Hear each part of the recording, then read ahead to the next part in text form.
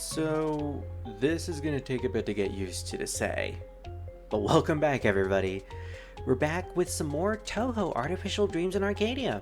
I'm Spear Rosewolf, and yes, you may be wondering why this isn't a live stream when all the previous parts of this game were in live stream format. Well, I figured considering it's taken me about half a year to get back into this game due to constant delays and just being focused on other games. I figured why not just get through this as fast as possible in live stream format. That is probably the fastest I can do to get through this game. It's not that I'm not enjoying it, it's just that, one, I keep getting distracted by other things, ADHD and all that, and two, I really want to play this, but every time I do, it's like, I can't do anything else but grind, and I have way too many games to stream, so, like, yeah, I think it's just best to, transition into Let's Play format, and I think this is the best time to do it, because we just got the 1.3, update. They added a couple of extra features into the game, well, specifically the one developer who created this game. Thank you, by the way. I, didn't keep a mental note to write down your name, but I'll be sure to add it onto the screen right now, and I will definitely link your game to in the description. I'll put a link for the Steam page. But yeah, they added a lot of key features like a boss warning before you enter into a boss room. They also added They also added my dog constantly hacking in the background. Oh, he was sleeping, but then he suddenly just woke up. You're gonna bark, aren't you? You're gonna bark immediately. I know it. He's gonna bark at something.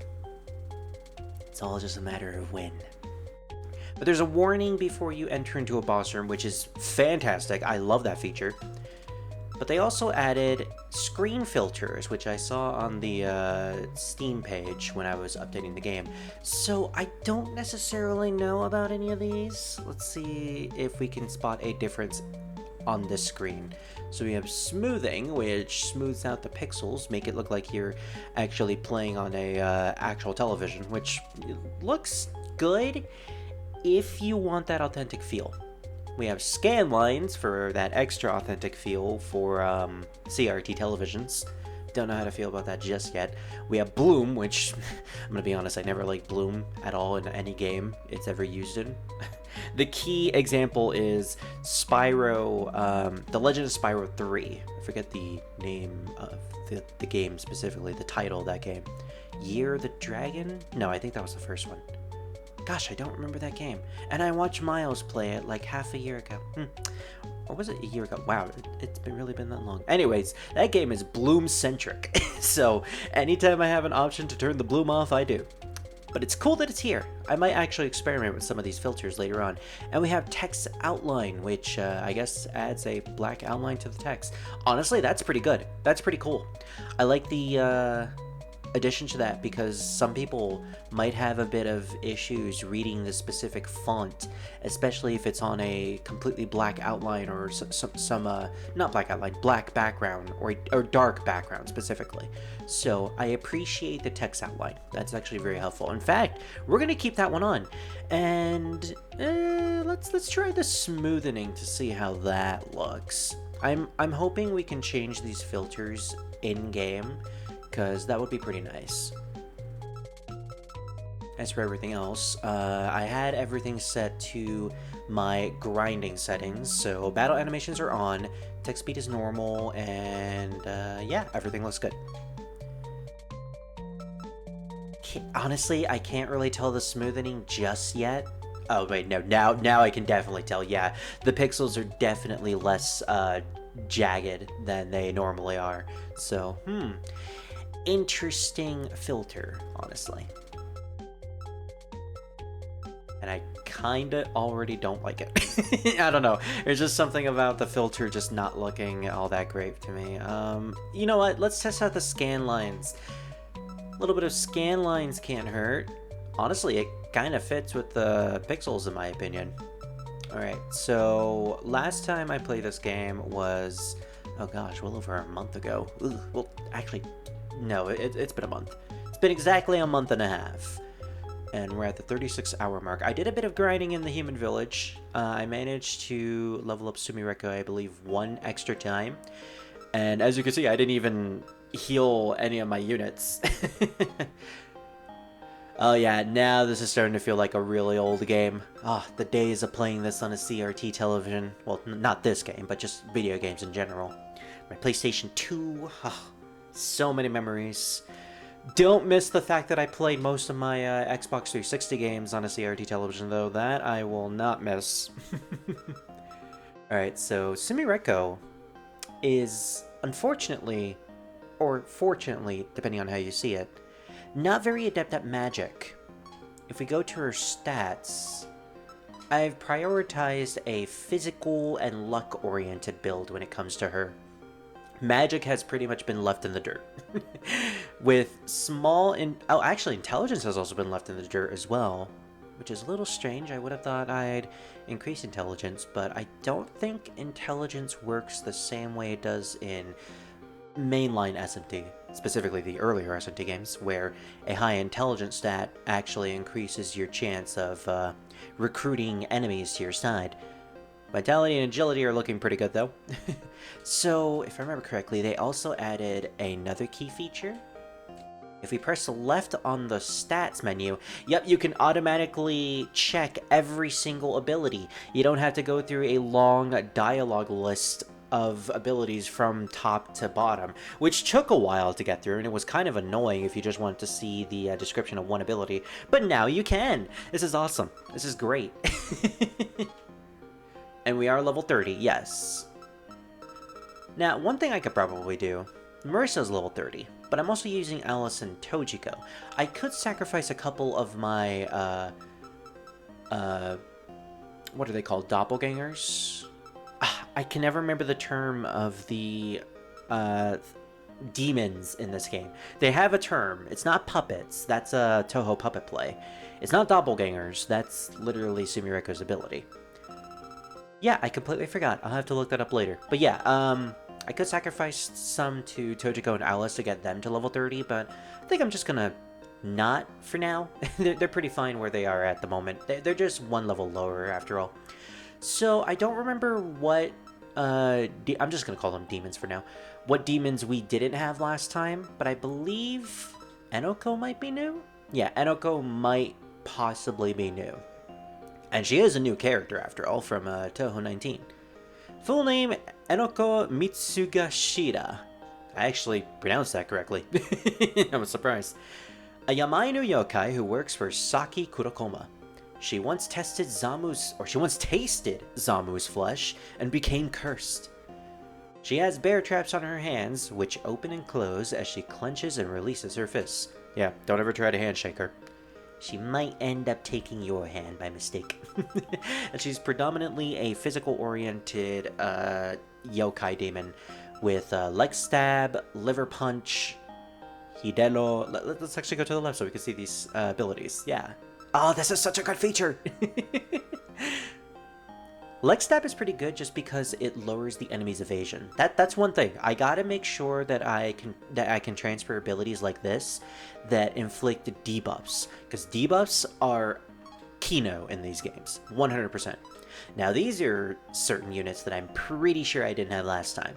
I went to the Forest of Magic and caught a couple of yokai in that vicinity. So here we have Luna Child, a fairy of the nature race. One of the 3 fairies of light has the ability to mute the surrounding sounds, which she uses to prank humans. And if I remember correctly, in one of the mangas, Yukari Yakumo, you know, the yokai of boundaries, one of the most powerful, and the one who created Gensokyo in general, stated that Luna Child's ability is on par with a yokai, and it could potentially become more powerful than it naturally is.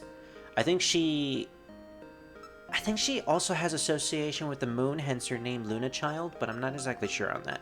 Anyways, I actually ended up fusing her because I wasn't able to capture the one in time, and I also needed to make room. I think I only had Sunny Milk as the first of the 3 fairies, but then I ran out of room in my stock, so I ended up just fusing Sunny Milk to create Luna Child. So we have a decent amount of abilities for Luna Child. I gave her some of the buffs, Dark Spell, Weak Healing, and Fire just to have it. Resourceful passive. Use your axe quicker when using an item in battle. I forgot about that. Yeah, that's an ability that Akyu had.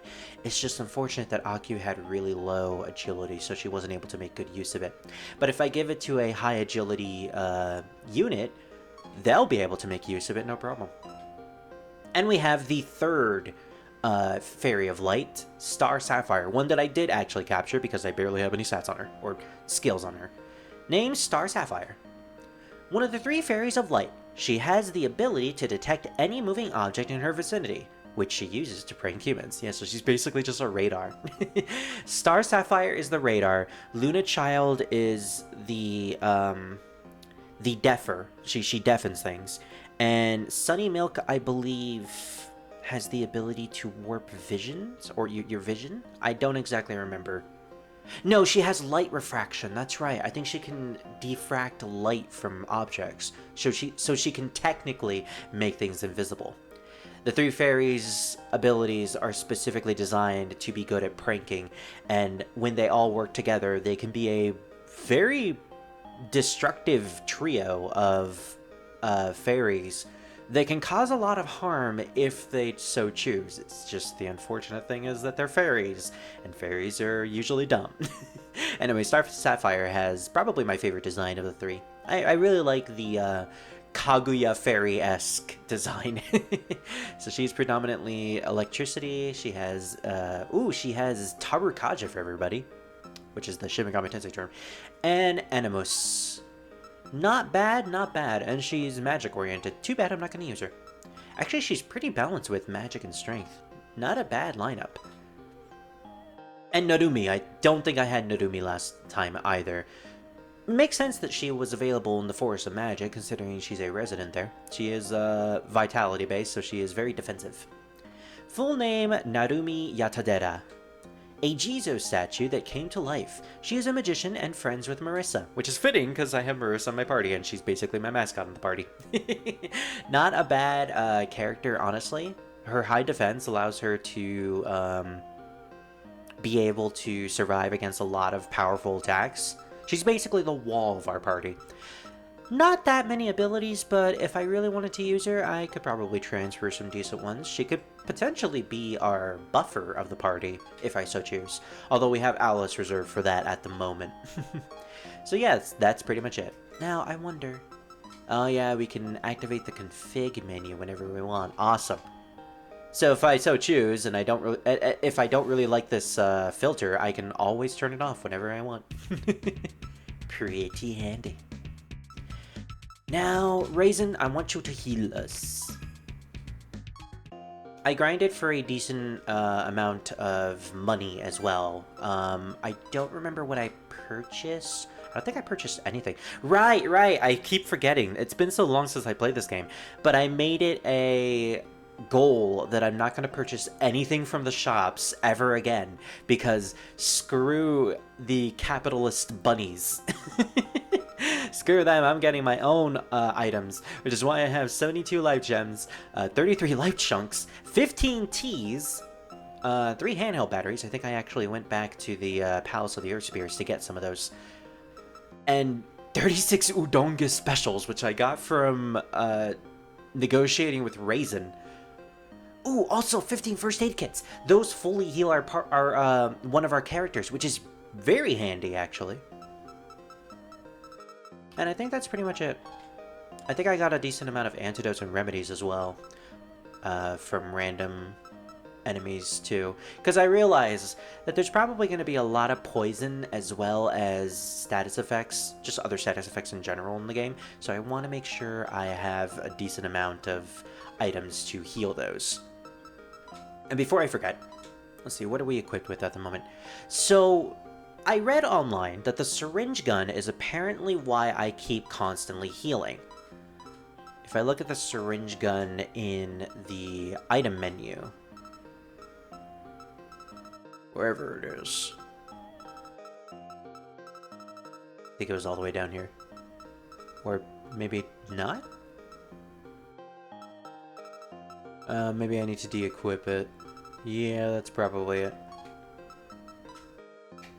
I'm sorry, syringe gun. I'm sorry. I want to see your effect. Ah, here it is. Gun, it only does 1 for our stats, but a 20% of all damage dealt is converted into health. And that's not just gun damage, that's also physical damage. So if I constantly use physical attack with Sumireiko, which is what I'm going to do because she's a physical unit, she will just constantly heal. And that is amazing.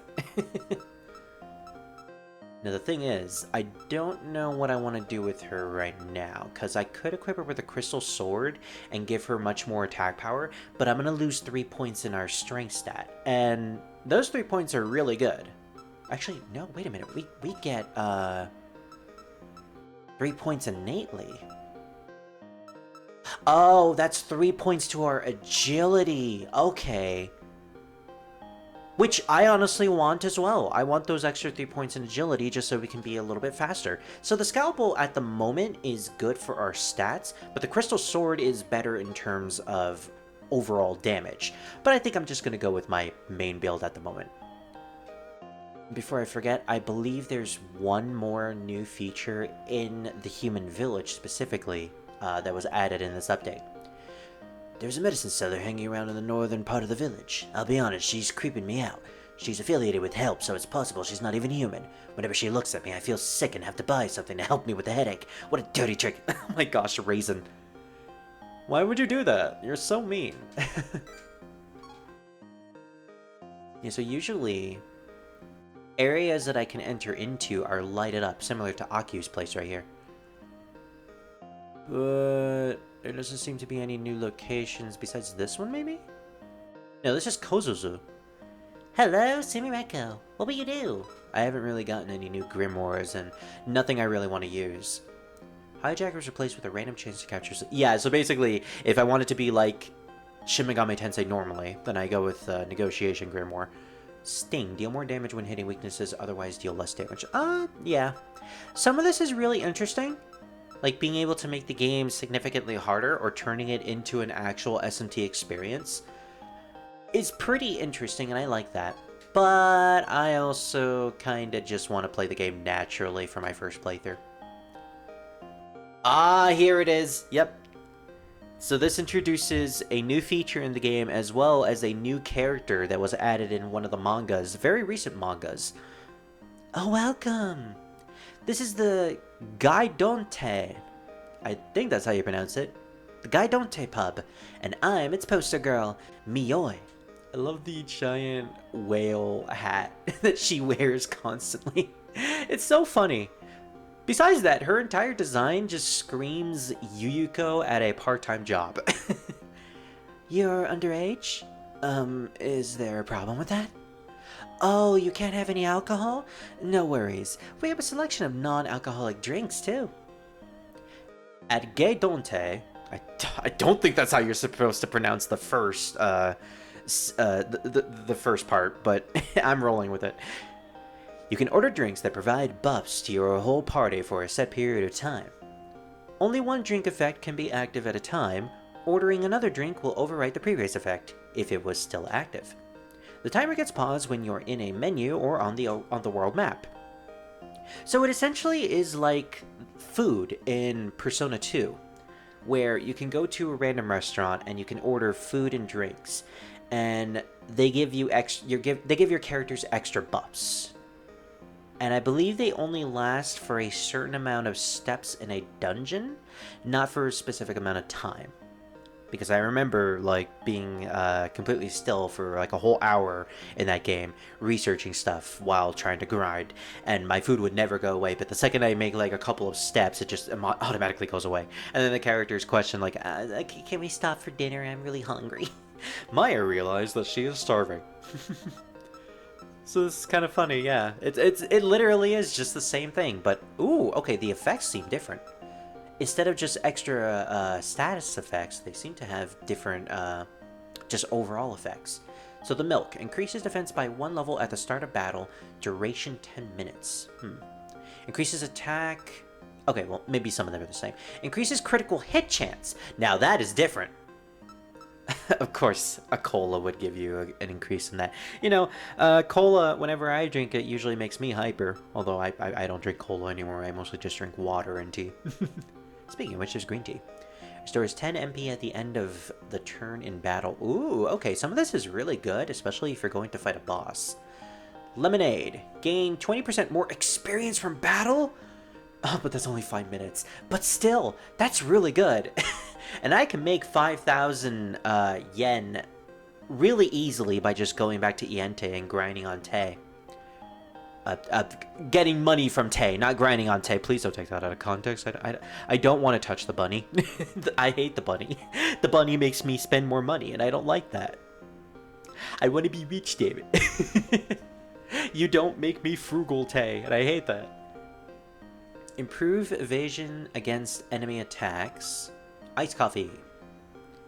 Restores 20 MP at the end of each turn in battle. Milkshake. Becomes immune to floor hazards. That seems very situational. Smoothie. Increases item drop chance from defeated enemies. That's not bad. Especially if my luck stat automatically increases that chance innately, so I'll have an even bigger chance. And it lasts for 20 minutes too, so that's great for grinding. Mioi Special. Increases all stats by 1 level at the end of the turn in battle. Okay, so when it says stats, does that mean the buff stats or just our innate stats? I'm thinking it's referring to buffs. Like if we use the Arcadia version of this game, then it increases our attack stat by 1. So this is basically just an innate luster candy at the end of a battle, or at the end of a turn, which is pretty dang handy for a boss fight. No wonder it costs 80,000, which is very expensive, and I'm probably not going to be able to afford that until like the end of the game. It's probably going to be like a super boss thing. Very interesting though.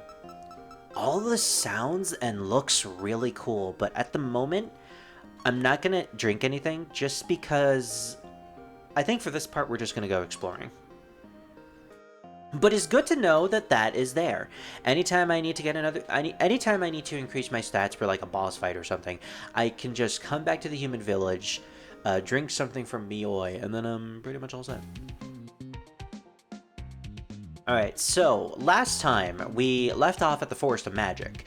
I wanted to explore a little bit to get some extra, what's it called?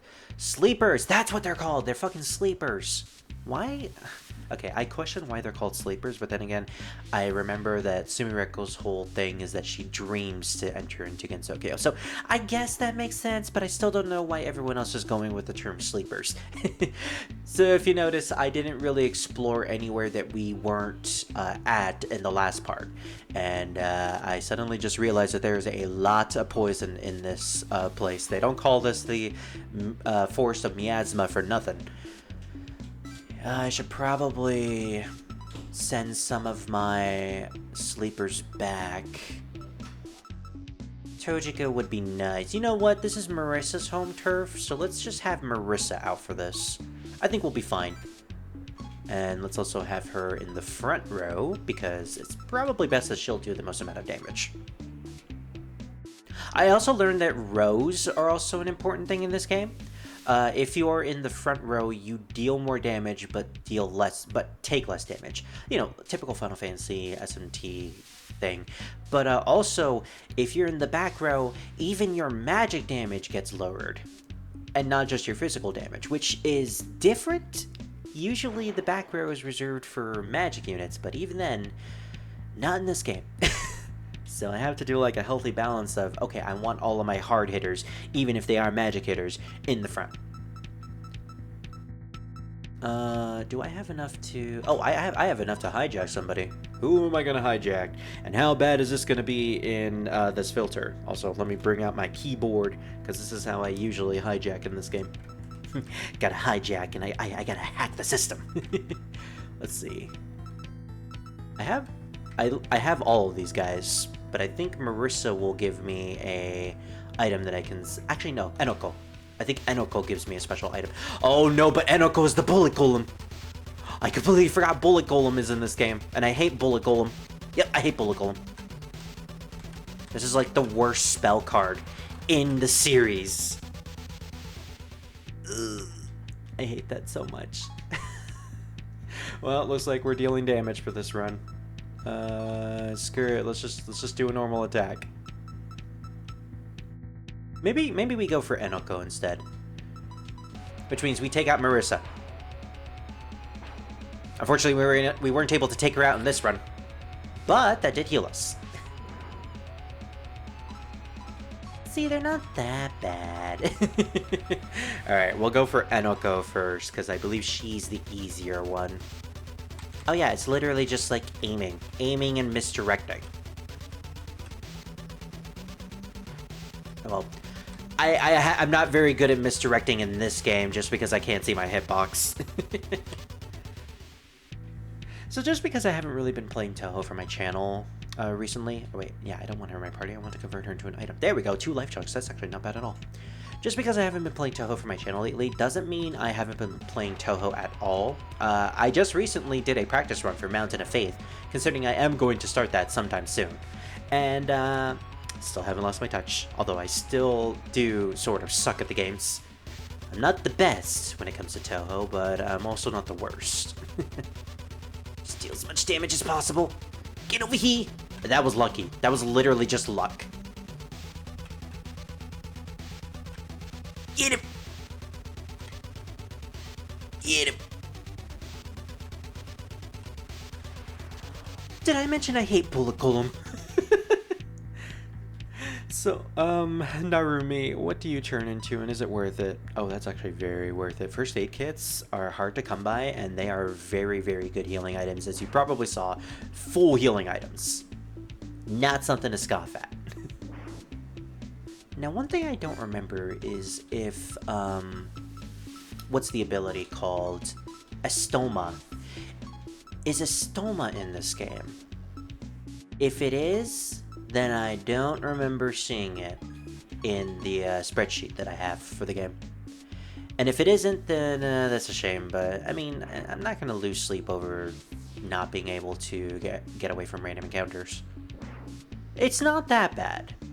It could be much worse. Booster. What the fuck is a booster? We get the booster boots. Restores 50 SP. Huh. SP is the giant gauge at the top. Okay. I didn't even know there was an item for that. Can I grind for that? Ooh, Ellen! I forgot Ellen was in this place. That's right, I did also get Ellen in my party. Don't remember if she's good, but I guess we'll just lower their HP for now. Just make their patterns a little more easier to deal with. Ooh, okay, that's not good. Let's do a quick heal on Sumireiko and then a defend on Marissa. Marissa might get taken out, though. Oh yeah, that poison. That poison unfortunately did it. Not enough SP. Oh, right. Well, that sucks. I need to kill one of these guys. So do I have one of their weaknesses? Basaka! Which does more damage. Moderate physical damage to all enemies, poor accuracy. Not worth it if it's poor accuracy. Weak pierce damage, moderate physical damage. Might as well try. Alright, that killed him. And we did heal a tiny amount.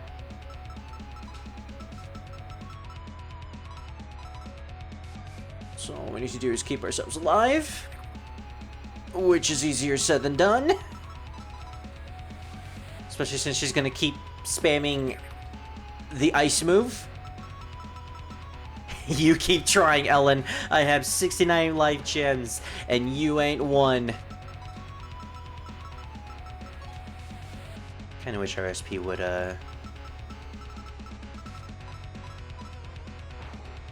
come up much faster. Alright, well, here's what we can do. We can just constantly spam life gems until she makes a mistake of using an ability that doesn't work on us. And then just immediately uses Focus Punch to kill her. Okay, there we go. So... when we're out of the poison, let's bring out all of our allies instead of just Marissa. Okay? Okay, sounds good. Do we happen to have an ability that can bring someone back to life? I think we had some... Yeah, I think Star Sapphire had that. Way to go, Star Sapphire. Oh, wait. Oh, there it is. Okay, I was thinking, wait, Marissa isn't here. Oh, wait, there she is. It pays to have some extra units in the background that have healing and revival spells. It actually is quite useful. So we're not going to be out here for long, but we might as well have everyone out for now. Dojiko and Alice. Yeah, I am really making use of Dojiko at this point. Dojiko has just basically been a main. And look at that, we already have to put them back. Well, wasn't that a waste? I could potentially just keep Alice out, but I'm fine for now. If we get into another battle with Ellen, I'll definitely have to bring in Alice. Just because. It'll be a pain if I don't. Oh, speaking of Alice, she heard me and then she immediately came out. What's that? Alice came out? Nothing new. Marissa knew that a long time ago. Marissa, I think, gives me a witch's hat, which isn't as useful as it sounds. So I'm gonna immediately take her out. And look at that, automatic hijack afterwards. Do do do do do do. Do do do do do do do.